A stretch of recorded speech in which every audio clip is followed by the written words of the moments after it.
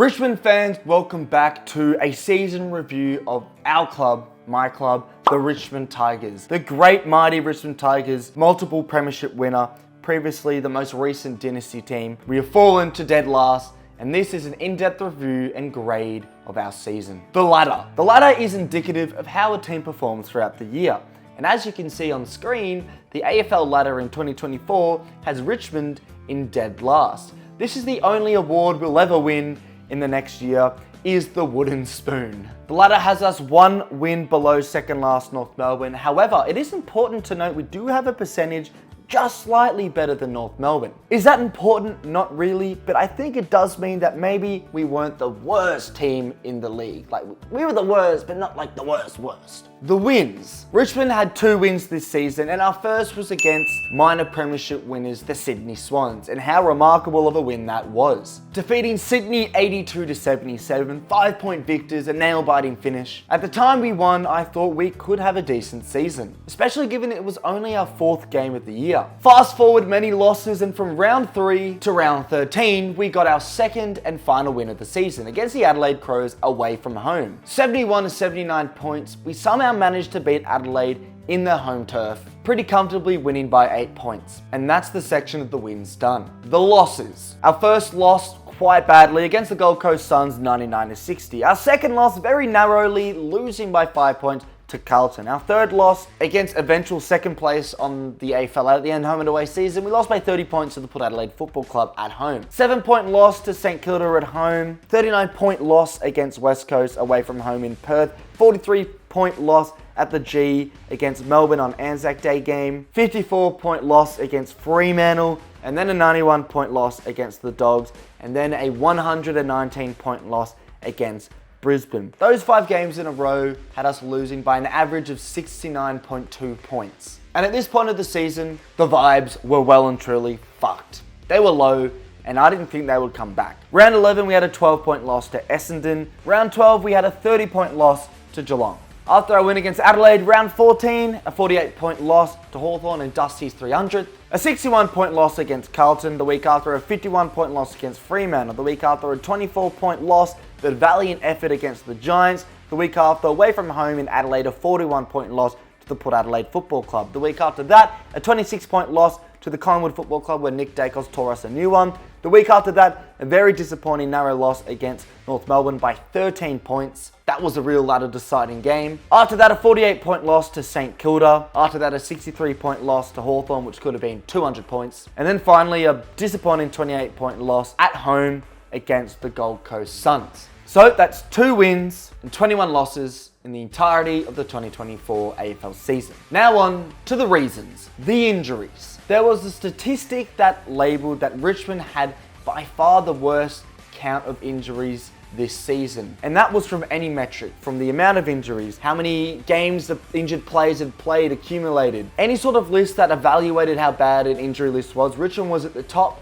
and were pretty much double the second worst. Now we all know there are multiple injuries that have since been healed, but currently at the time of recording, there's a Liam Baker injury, Campbell Gray, Tom Lynch season, Tom Brown season, Steely Green season, Mate Kalina season, McKelt's Lafau season, Tyler Young season, Naismith season, Gibcus season, Judson Clark season. Prestia was injured throughout the year. Grimes obviously injured throughout the year. Dustin Martin injured throughout the year. Jack Ross injured throughout the year. Maurice Rioli, one of the great players, injured throughout the year. Tim Taranto and Hopper, 2 prize signings, injured throughout the year. Jack Graham, Marlon Pickett, I mean the list goes on. But the most important statistic for us in terms of injuries were the forwards. Tom Lynch, Kelts or McKelty Lafau, Dustin Martin, Maurice Rioli, Judson Clark. They're our most important forwards, and more importantly, key forwards that were injured throughout most of the season, if not all the season. And the other problem were, who were the forwards that could have played? Noah Cumberland and Jacob Kazitsky, 2 VFL standard players that only got game time because of the injuries. And if you look statistically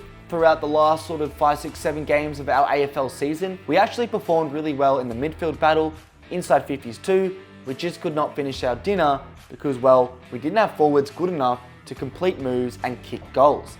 And the reality is, the way an AFL game is decided is who kicks more points. If we can't even score points in the first place, well, how are we ever going to win a game? Next up, players leaving. We all know that there are a host of Richmond stars who are wanting to leave and have confirmed to leave. First of all, Liam Baker and Shea Bolton are heading west to Perth. Dan Rioli's heading up to Gold Coast. Oh, did I mention Jack Graham's as well? Tom Lynch is probably going to Collingwood or Melbourne. And I've even heard reports that because Dan Rioli's going, Maurice Rioli might come with him. So there are vice captains there, key players, star players who are fucking off our club and leaving. And fuck them. Give them our draft picks, we'll build. The retirees: Dylan Grimes, Marlion Pickett, and Dustin Martin. Obviously, they're not going to play next year, another big issue. Now, encapsulating both the retirees and the players leaving is a question mark on effort, on intent. I highly doubt Liam Baker, Jack Graham, Daniel Rioli, Shea Bolton, those types of players, and if the retirees were playing, I am very doubtful of their effort throughout the latter stages of the season, or in general, whenever they knew they were leaving, why would they put the effort in? Did they put the effort in? Now, I can't question Dustin Martin, Dylan Grimes, or Pickett because they were great servants of our club and they've retired. Daniel Rioli ended the season great, so I can't complain about him. But Jack Graham,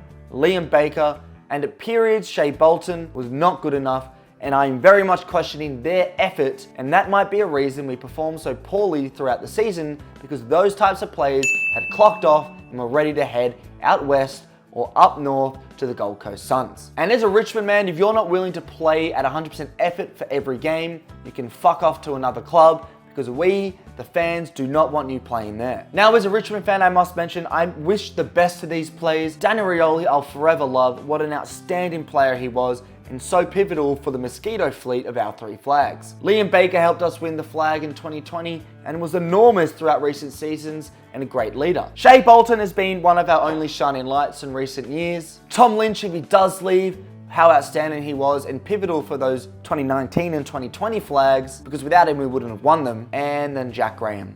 Yeah, nothing to say about him. Oh, did I mention that Camden McIntosh isn't being offered a contract, allegedly, as well? The youth. Now, the youth can be separated into two paths. First of all, the draft picks. We have an abundance of draft picks. At the time of recording, we do not know what has been handed to us for the Riolis, the Bakers, etc., those players that are leaving. So it's hard to know, but by all accounts, we've got at least 4 or 5 in the top 20, top 25. Obviously, pick number 1. We're going to have numerous 18, 19-year-olds running for us next season that will play first team football, because we hardly have a team that can play. And the other section that youth can be split up into is our current young talent. And so let's evaluate our young talent. First of all, what is young talent? Jack Ross, is he young? He's 24 now, 25 next season. He's not young anymore. Maurice Rioli at 22 is an outstanding and very impressive footballer. Hugo Ross-Smith, also 22, but question marks over him. Josh Gibkiss, outstanding talent, but he just can't stay fit. Kazitsky, I'm not convinced. And Noah Bolter, he's 24, but he's still got room to improve and to grow. Justin Clark, great when he plays, but can't keep fit. Oh yeah, did I mention Sam Naismith is going? Matthew Coulthard is 23, so he's not exactly young. Thompson Dow, question marks about him. He's not really AFL standard. Kane McAuliffe, I saw some great things from him this season, but still very young. I mean, only 19. Tom Brown, impressive down back and up forward, but injury prone once again. In fact, Tom Brown could be one of our best players in 5 years, given his talent. Ryan Mansell is 24, so not exactly young, but had an outstanding season, and I'm very proud of him and his effort he gives every week. Samson Ryan, he's not becoming that ruck we thought he would. James Trezise, we saw good things about him, but is he AFL standard? Yet to be seen. Liam Fawcett, a young player as well. Not sure where Sonsie fits, but Sam Banks has had a very good season. Kelts is 26, so he's not exactly young. Jacob Bauer, very impressive end to the season. Him, Seth Campbell,